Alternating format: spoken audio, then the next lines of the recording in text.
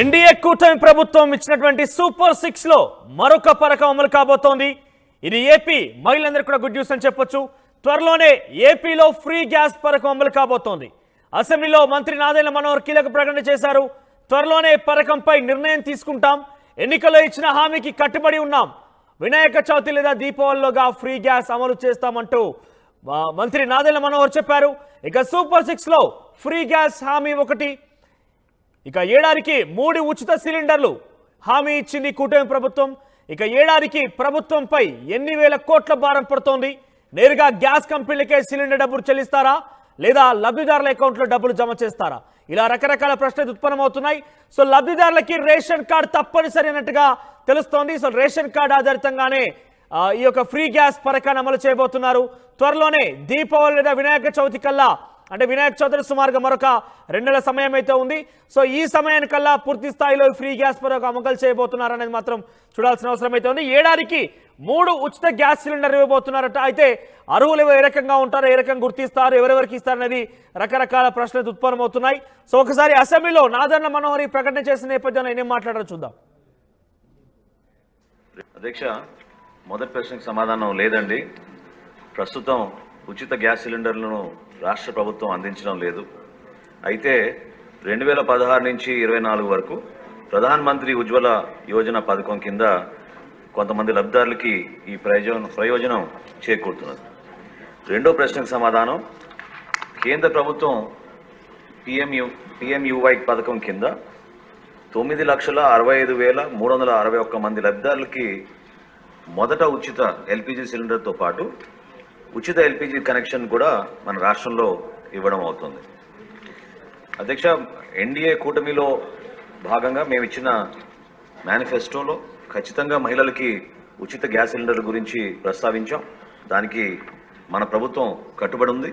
తప్పకుండా మూడో ప్రశ్నకు సమాధానం, మహిళలకి ఉచిత గ్యాస్ సిలిండర్ గురించి త్వరగా దీనిపైన నిర్ణయం తీసుకుని వివిధ శాఖలతో మేము చర్చించుకుని సభాముఖంగా మరొకసారి గౌరవ సభ్యులకు అందరూ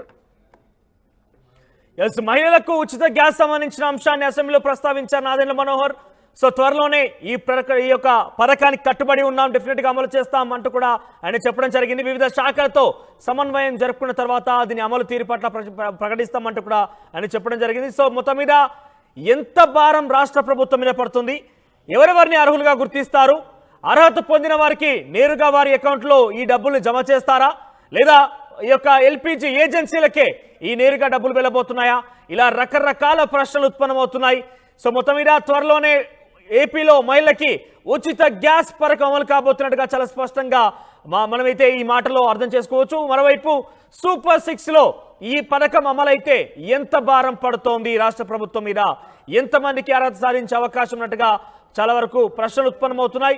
ఎస్, మనతో పాటుగా రాజేష్ జాయిన్ అవుతున్నారు. ఎస్ రాజేష్, సో ఈ ప్రకటన నాదెండ్ల మనోహర్ నుంచి రావడంతో ఒక్కసారిగా డెఫినెట్గా కొంత ఆశలు అయితే చిగురించాయి ఉచిత పథకానికి సంబంధించిన అంశంలో. సో కేవలం 3 సిలిండర్లు మాత్రమే ఇస్తానట్టుగా సూపర్ 6 లో పొందుపరిచారు. అయితే దీని ద్వారా రాష్ట్ర ప్రభుత్వం పైన ఎంత భారం పడనుంది, ఎవరెవరిని అర్హులుగా గుర్తిస్తారు? అర్హులకు సంబంధించి ఇప్పటికే ఆధార్ కార్డుతో పాటు రేషన్ కార్డు ఉన్న వాళ్ళకే ఈ పథకాన్ని వర్తింపు చేయాలంటే జనరల్ గా BPL below poverty level ration card ఉన్న వాళ్ళకే ప్రభుత్వ పథకాలు ఇస్తూ వస్తుంటారు. కాబట్టి ఇప్పుడు ఉచిత 3 గ్యాస్ సిలిండర్ల స్కీమ్ సంబంధించి కూడా రేషన్ కార్డు ద్వారానే ఎంపిక చేసే అవకాశం కనబడి ఇప్పటికీ చాలా చోట్ల గ్యాస్ ఏజెన్సీల దగ్గర ఆధార్ అనుసంధానం సంబంధించినటువంటి రేషన్ కార్డు ఆధార్ అనుసంధాన కార్యక్రమాలు కొనసాగుతూ ఉన్నాయి. ఈ రోజు వైసీపీ సభ్యులు వాళ్ళ సభకు అటెండ్ కాకపోయినప్పటికీ వాళ్ళు ఉచిత గ్యాస్ సిలిండర్లు ఎప్పుడు నుంచి పథకం ఎప్పటి నుంచి అమలు చేయబోతున్నారు ఒక క్వశ్చన్ అవర్ లో వాళ్ళు అడిగిన నేపథ్యం దానికి నాదెండ్ల మనోహర్ వైసీపీ సభ్యులు లేనప్పటికీ దానికైతే సమాధానం ఇచ్చారు. ప్రధానంగా ప్రస్తుతానికైతే 2014 నుంచి 24 వరకు ప్రధానమంత్రి ఉజ్వల యోజన పథకం కింద కొంతమంది లబ్ధిదారులకి ప్రయోజనం చేకూరిందని చెప్తున్నారు.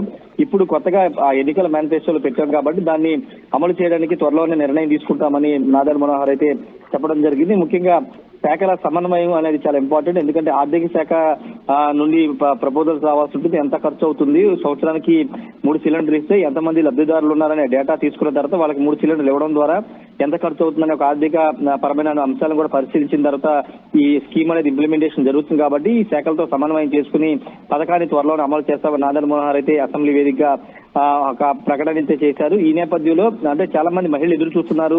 3 గ్యాస్ సిలిండర్లు ఫ్రీగా ఇస్తే కొంత కుటుంబానికి ఇబ్బంది లేకుండా ఉంటుందని వాళ్ళు కూడా భావిస్తున్నారు. కాబట్టి ఈ స్కీమ్ ని త్వరగా అమలు చేయాలి. ముఖ్యంగా మహిళలకు ఇచ్చినటువంటి ఉచిత బస్సు, ఉచిత సిలిండర్లు, అదేవిధంగా నెలకు 1500 రూపాయలు, ఈ 3 స్కీమ్స్ అనేవి త్వరగా ఇంప్లిమెంట్ చేయాలని రాష్ట్ర ప్రభుత్వంగా కూడా భావిస్తుంది. దానిలో భాగంగా కసరత్తు కూడా చేస్తున్న నేపథ్యంలో దానికి సంబంధించినటువంటి ప్రశ్నకి ఈ రోజు అసెంబ్లీలో మంత్రి నాదెండ్ల మనోహర్ క్లారిటీ అయితే ఇచ్చారు. వచ్చే నెల లేదా పై వచ్చే అంటే ఆగస్టు సెప్టెంబర్ నెలాఖరు నాటికి పూర్తి స్థాయిలో దీనికి సంబంధించినటువంటి కసరత్తు పూర్తి చేసి దసరా నాటికి ఈ పథకాన్ని అమలు చేసే అవకాశం అయితే కనబడుతుంది. ఫ్రీ గ్యాస్ ద్వారా రాష్ట్ర ప్రభుత్వం ఎంత భారం పడే అవకాశం కనబడుతోంది?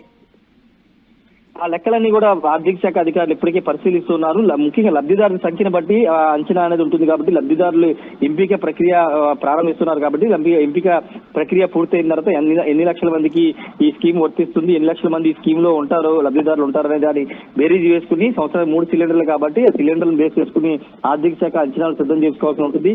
ఆ సిద్ధం చేసిన తర్వాత అప్పుడు ప్రభుత్వానికి ఆర్థిక శాఖ